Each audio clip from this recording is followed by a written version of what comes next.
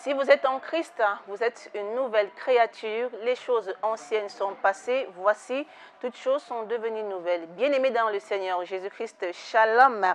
Merci de votre fidélité à la chaîne de Jésus-Christ, canal CVV, le chemin, la vérité et la vie. Bienvenue à cette émission spécialement conçue pour vous faire vivre les merveilles du Dieu de la JCC 30 ans après. Ici à la Cité des Triomphes, des délégations accourent de partout pour venir témoigner les merveilles, pour venir témoigner la fidélité de ce Dieu. C'est le cas d'une des déléguées. Elle nous vient du siège de Yaoundé. Il s'agit bien de la sœur Shekina Wekam qui est notre invitée. Il faut le signaler, elle est J32 de la classe de Maman Perside. Shalom, chère Shekina. Shalom, ma soeur. Bienvenue dans ce plateau. Merci. Vous êtes à Kinshasa. Comment a été l'accueil? L'accueil était chaleureux. Très bien. Et le voyage? Comment ça s'est passé, quitter Yaoundé, se retrouver ici à la Cité des Triomphes? Il faut le dire, c'est pour votre toute première fois de fouler la terre congolaise. Oui. Le voyage, déjà on a voyagé par route. Par route, ça a pris combien de jours? On a fait 2 jours en route. Le voyage était pénible, fatigant, beaucoup de combats, mais le Seigneur s'est glorifié. Alléluia. Nous nous sommes retrouvés là à Kinshasa, je suis là. Donc, contre vents et marées, vous avez décidé d'être là, malgré que le voyage a été pénible, malgré les combats, la fatigue. Vous avez quand même pu assister à la cérémonie d'ouverture le dimanche 17 juillet. Alors, qu'est-ce qui vous a marqué quand vous êtes entré à la Cité des Triomphes? Ce qui m'a marqué quand nous sommes arrivés, c'était l'ambiance, la façon dont je voyais les gens concevoir la chose de Dieu, le sérieux des gens. Donc ma façon de voir les choses ont changé. Et je crois que en rentrant même dans mon siège, ma façon de servir aussi Dieu va s'améliorer. La façon dont j'ai vu les gens s'impliquent dans la chose de Dieu. La façon dont les gens s'impliquent dans la chose de Dieu vous a boosté, vous a demandé. Donc, désormais, vous allez servir Dieu avec empressement, avec plus de ténacité, parce que vous avez remarqué qu'ici, à la Cité des Triomphes, les gens sont dévoués, engagés dans le service de Dieu. Alors, comment est le climat de Kinshasa comparé à celui de Yaoundé? C'est pas trop différent, hein. À part les moustiques, c'est pas trop différent. Vous vous sentez à l'aise? Je suis à l'aise. Vous avez appris un mot à Lingala depuis que vous êtes ici? Beauté. Ça signifie quoi? Salut. Salut. S'il fallait saluer quelqu'un à Yaoundé qui va vous regarder ou qui vous regarde en ce moment, qu'est-ce que vous direz? J'allais dire beauté, Zamba Pambola. Zamba Pambola yo, Zamba Pambola yo, voilà. La sœur Shekina, vous êtes ici à Kinshasa pour prendre part comme ça aux festivités marquant les 30 ans d'anniversaire de la JCC, il faut le dire, dans le siège de Yaoundé, vous êtes protocole, donc vous servez votre Dieu au protocole et dans la vie sociale, vous êtes secrétaire. C'est ça. Comment avez-vous rencontré le Dieu de la JCC? Dans quelles circonstances? Ou alors quel est le canal qui vous a conduit au ministère chrétien du combat spirituel? Bon, à la recherche des solutions pour ma vie, je suis allée d'église en église. Je n'ai pas trouvé de solution. Et un beau jour, il y a une voisine, là où je louais, qui m'a parlé du Dieu du combat. Et lorsqu'elle m'a invitée au combat, je n'ai pas résisté. C'était en quelle année? En 2015. En 2015. Donc depuis 2015 à ce jour, vous êtes au ministère chrétien du combat spirituel, siège de Yaoundé. C'est ça. Et quand elle m'a parlé du combat, je n'ai pas résisté parce que j'avais déjà trop marché. Et quand je suis arrivée là-bas, j'ai suivi le message. J'ai entendu des choses que je n'avais pas entendues ailleurs.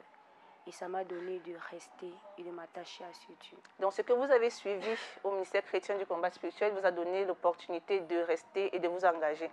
Alors sœur Shekina, quelle est votre vie avant de connaître les bontés du Dieu du combat spirituel? Comment avez-vous mené votre vie Bon, bien avant 2015? Partant de ma naissance, je peux dire que déjà je suis née d'une famille de 3 enfants. Je suis l'aînée et la seule fille. Et Quand je suis née comme tout autre enfant, j'ai grandi. Et à l'âge de 11 ans, mon papa va mourir. Et nous sommes allés au village pour les cérémonies. Et une fois au village, on a fait des cérémonies sur moi. Parce qu'il était question de faire des cérémonies de veuvage sur ma mère. Et dans la coutume, on dit, les premiers ne doivent accompagner la veuve dans les cérémonies. Ce qui fait que les mêmes cérémonies qu'on fait sur la veuve, on l'a également fait sur moi. Et s'il faut entrer en détail par rapport aux cérémonies, dans les détails, donc on m'a d'abord intronisé ce jour.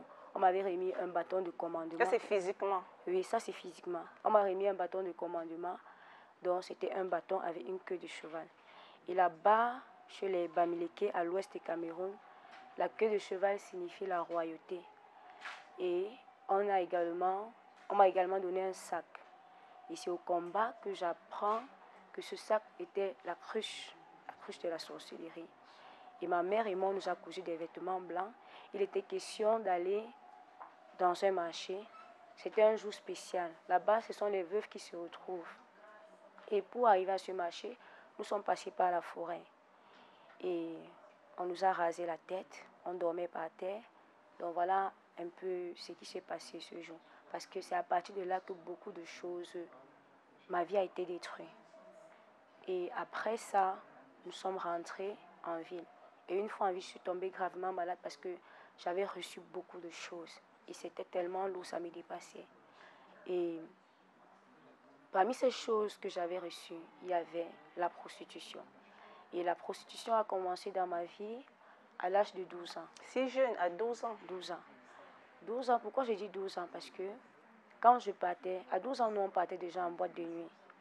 Et une fois en boîte de nuit, s'il fallait que je danse avec un garçon, il va me donner l'argent. Et quand on dansait ensemble, il pouvait éjaculer sur lui. Et moi aussi, je pouvais avoir des sensations et tout. Donc vous étiez déjà en train de vivre les méfaits de la coutume? Oui, à l'âge de 12 ans? Oui, parce que je me suis très vite développée. Et j'ai continué ainsi à l'âge de... étant également malade, parce que tout ça, les choses que j'ai reçues... Et vous souffrez de quelle maladie à cette époque-là? En fait, je ne sais vraiment pas, parce qu'à chaque fois qu'on partait à l'hôpital... Il n'y avait pas de diagnostic médical? Il n'y avait vraiment pas de diagnostic. Mais j'étais toujours malade. Et c'est comme ça que ma mère et moi, on a commencé à aller maison de marabout en marabout. À la recherche de la santé? La guérison, oui. Oui. Et une fois... Et on n'a jamais pensé à aller dans la maison de Dieu, mais c'était toujours chez les marabouts, parce que je viens d'abord d'une famille de fétiches, où il y a les fétiches. J'ai une grand-mère du côté paternel qui est une féticheuse. Donc, je me rappelle une fois, nous sommes allés, je vais m'attarder plus sur cette maman, parce que là aussi, ma vie a été tellement détruite. Nous sommes allés là-bas, et elle a dit, on va aller dans les eaux. Et nous sommes allés dans les eaux. C'est au ministère que je vais comprendre que c'était une forme de consécration. C'était la consécration aux esprits des eaux. Nous sommes allés dans les eaux.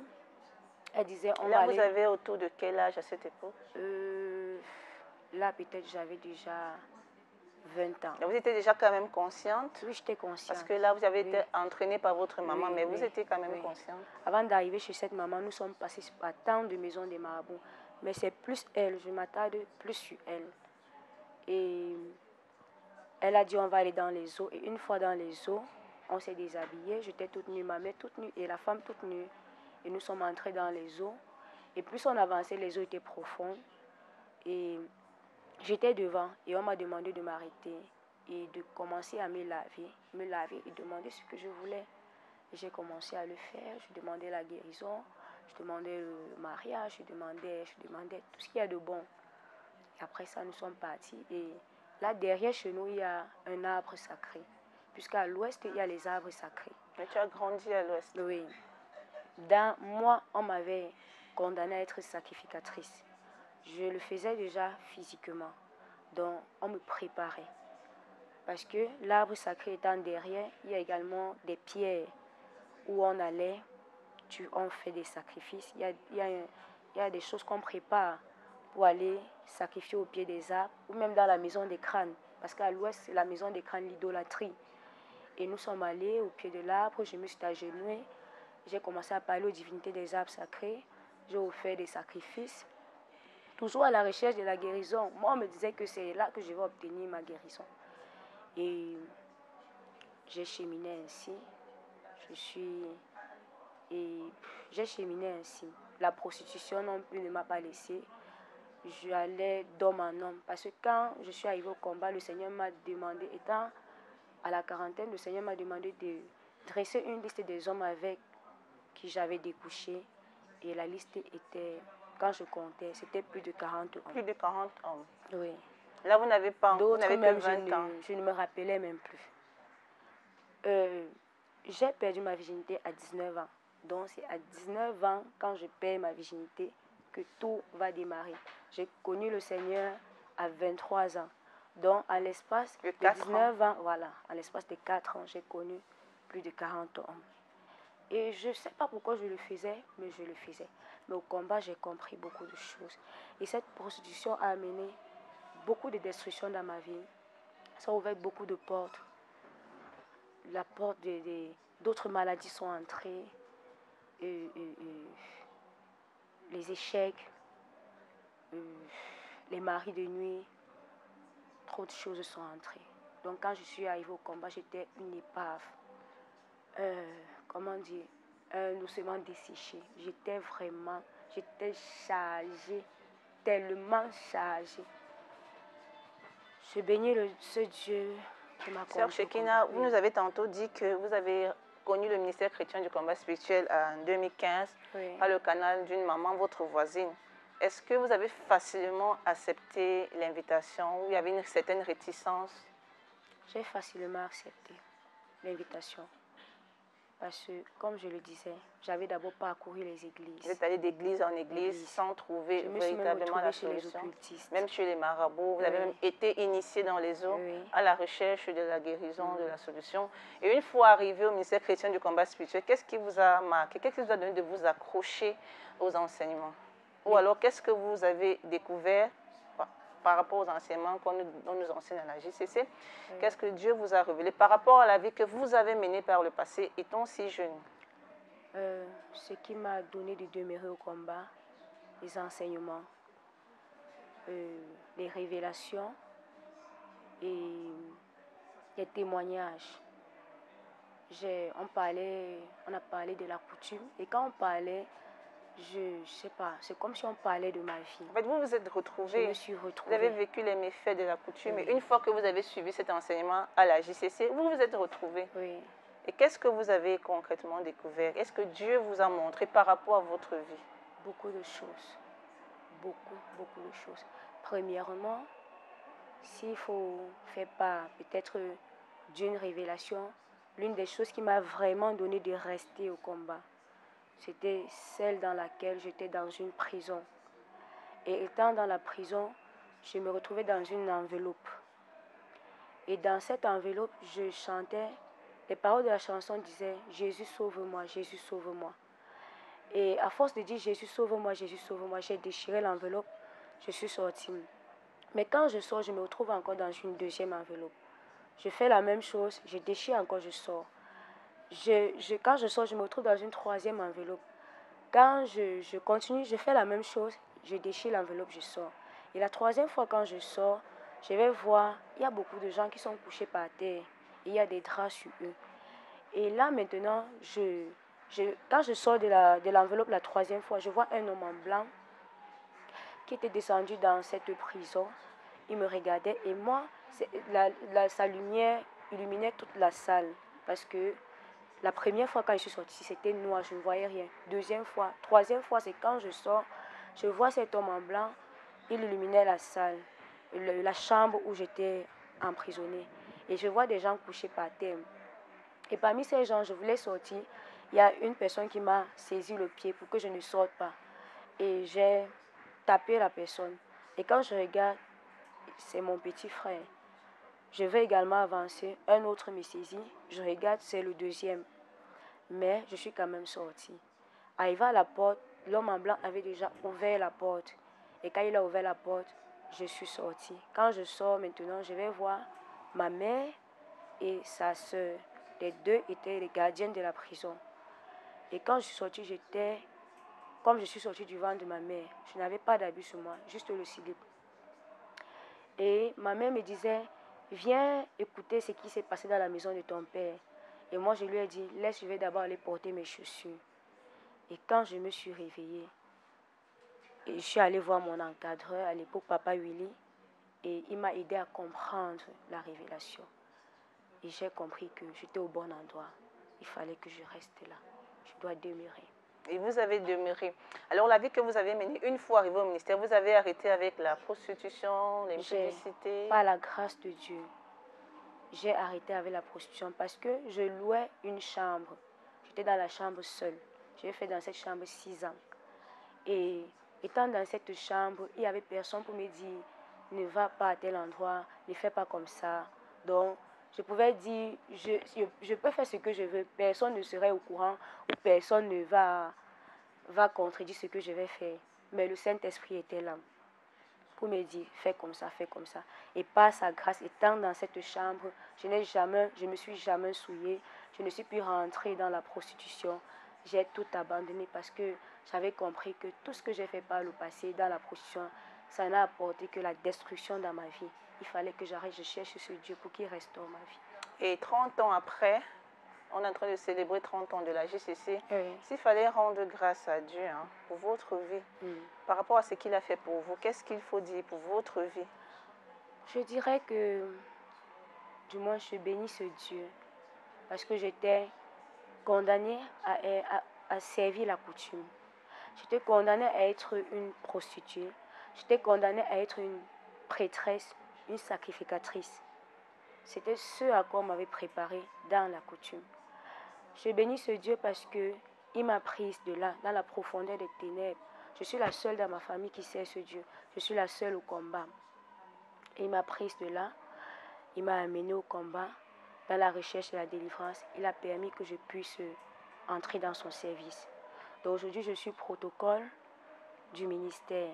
Et c'est une grâce énorme parce que ça n'existe pas dans ma famille. Ça n'existe pas. Ça n'existe vraiment pas. Donc c'est une grâce énorme pour moi. Alors s'il fallait intituler votre vie du service de la coutume au service de Dieu, cela se concrétise d'ailleurs parce que vous servez Dieu au protocole au sein du ministère chrétien du combat spirituel. Il faut le dire, ce n'est pas tout le monde qui travaille pour Dieu. On veut voir de la motivation, de l'engagement, de la détermination, avant que le choix de Dieu se pose sur toi. Alors qu'est-ce qui vous donne alors à ce moment la force? Vous qui étiez ex-prostituée, préparée à servir la coutume dans la prostitution, mais aujourd'hui vous servez Dieu au protocole. Ce qui me motive, c'est les promesses. Quand je regarde toutes les promesses que Dieu m'a faites, et aussi les témoignages des autres. Quand je suis les témoignages des autres, ce qui se tient avant et ce que ce Dieu-là a pu faire, je comprends que je dois persévérer. Je dois demeurer quel qu'en soit ce que je vois, afin que les promesses que Dieu m'a faites puissent s'accomplir. Parce que moi, Dieu m'a choisi pour être la lumière, pour que les autres me suivent au combat. Et pour qu'ils me suivent au combat, il faudrait que j'ai un témoignage, il faudrait que les promesses de Dieu puissent s'accomplir dans ma vie. Et c'est ça qui me motive, qui m'encourage de rester. Que les promesses de Dieu s'accomplissent dans votre vie. Alors, quelles sont vos attentes pour ces 30 ans de la JCC? Les attentes, la délivrance. La délivrance. La délivrance. C'est Dieu qui nous a délivrés, Oui. qui t'a délivré de la prostitution, Oui. des méfaits de la coutume, qui va encore te délivrer. J'espère encore en lui. Surtout que tu demeures dans la foi. Alors, il y a ces jeunes filles-là comme toi qui ont mené une certaine vie comme la vôtre, de prostitution. Elles ont été victimes des méfaits de la coutume. La Bible déclare, et si on me demande d'où viennent ces blessures, je les dirai, je les ai reçues de la maison de ceux qui étaient censés m'aimer. Alors il y a ces jeunes filles comme toi qui ont été préparées dans la coutume, à la prostitution, à servir la coutume. Vous, aujourd'hui, qui êtes dans le processus de votre délivrance, vous qui avez abandonné la prostitution, quel est le message que vous pouvez leur passer? Je dirais à un jeune, à un frère, à une sœur, d'abandonner. Parce que cette vie ne mène à rien. Mon frère, toi qui m'écoutes, ma soeur, toi qui m'écoutes, la prostitution ne mène à rien. Ça n'apporte que la destruction. Il faut abandonner et chercher Dieu en esprit et en vérité. Ce que tu cherches dans la prostitution, Jésus est capable de te donner cela et même au-delà. Donc, c'est ce que je peux donner comme conseil à un jeune, à un frère, à une soeur. Dieu est capable de te délivrer, de te donner ce que tu cherches. Un message aussi pour ta formatrice, hein, Maman Percy, celle-là qui t'encadre tous les jours. Maman Percy, je t'aime beaucoup. Je bénis Dieu pour ta vie. Je te dis merci, maman, pour tous les enseignements, pour les conseils, l'encadrement. Merci parce que malgré, je ne suis pas facile, mais vous ne m'avez pas rejeté. Vous êtes toujours là pour nous. Et c'est une grâce énorme. Je dis merci à maman. À la lumière du témoignage de la sœur Shekina Wekam du CH de Yaoundé J32, on comprend que la jeunesse est beaucoup initiée dans des pratiques dues à ce qui a été fait, dû aux méfaits de la coutume. Et grâce à Dieu, le Dieu qu'elle sert à Yaoundé au protocole, il a délivré des méfaits de la coutume. Aujourd'hui, elle est l'une des déléguées qui représente valablement le siège de Yaoundé. Elle a tenu à être à Kinshasa, elle a foulé ses pieds à terre congolaise et elle espère vivre les promesses de Dieu. Alors toi qui nous as écoutés, tu es jeune, la Bible déclare jeune. Réjouis-toi pendant la jeunesse, marche selon les désirs de ton cœur, mais sache qu'un jour, Dieu t'appellera en jugement. Le message des 30 ans est venu nous réveiller, nous donner la foi. Donc, le Dieu qui nous a délivrés, qui nous délivre, il nous délivrera encore. Alors, on va dire merci comme ça à la sœur Shekina Wekam du siège de Yaoundé, J32 de la classe de Maman Percy, de par ailleurs protocole au ministère chrétien du combat spirituel et dans la vie sociale, elle est secrétaire. Merci d'avoir accepté notre invitation. Merci à vous. À vous qui nous avez regardés, à vous qui nous avez écoutés, c'est votre émission spécialement conçue pour vous faire vivre les merveilles du Seigneur 30 ans après. On se retrouve très prochainement pour une autre émission. Au revoir.